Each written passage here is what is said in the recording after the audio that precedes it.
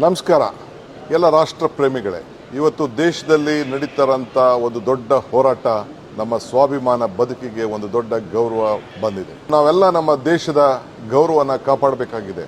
ಬೆಂಗಳೂರಿನಲ್ಲಿ ನಮ್ಮ ಸರ್ಕಾರ ಮತ್ತು ಎಲ್ಲ ಪಕ್ಷಗಳು ಒಟ್ಟಾಗಿ ಸೇರಿ ಇವತ್ತು ಕೇಂದ್ರದ ನಮ್ಮ ಎಲ್ಲ ಸೈನಿಕರಿಗೆ ಗೌರವನ ಕೊಡಬೇಕಾದ್ದು ನಮ್ಮೆಲ್ಲರ ಕರ್ತವ್ಯ. ಈ ದಿಟ್ಟಿನಿಂದ ನಾಳೆ ಬೆಳಗ್ಗೆ 9:15 ಗಂಟೆಗೆ 10:15 ಗಂಟೆವರೆಗೂ KR ಸರ್ಕಲ್ ಇಂದ KCA ಸ್ಟೇಡಿಯಂ ಸರ್ಕಲ್ ವರೆಗೂ ಕೂಡ ಈ ಯಾತ್ರೆ ನಡೀತದೆ. ಮುಖ್ಯಮಂತ್ರಿಗಳು ಈ ನೇತೃತ್ವವನ್ನು ವಹಿಸ್ತಾ ಇದ್ದಾರೆ. ಸರ್ಕಾರಿ ನೌಕರರು, ಸಾಹಿತಿಗಳು, ಚಿತ್ರರಂಗದಲ್ಲಿರುವವರು, ಎಲ್ಲ ರಾಜಕೀಯ ಪಕ್ಷಗಳ ಮುಖಂಡರುಗಳು, ಖಾಸಗಿ ನೌಕರರು ಎಲ್ಲರೂ ಕೂಡ ಸಾರ್ವಜನಿಕರು ಭಾಗವಹಿಸಬೇಕು ಅಂತೇಳಿ ನಾನು ಮನವಿಯನ್ನು ಮಾಡಿಕೊಳ್ತಾ ಇದ್ದೇನೆ.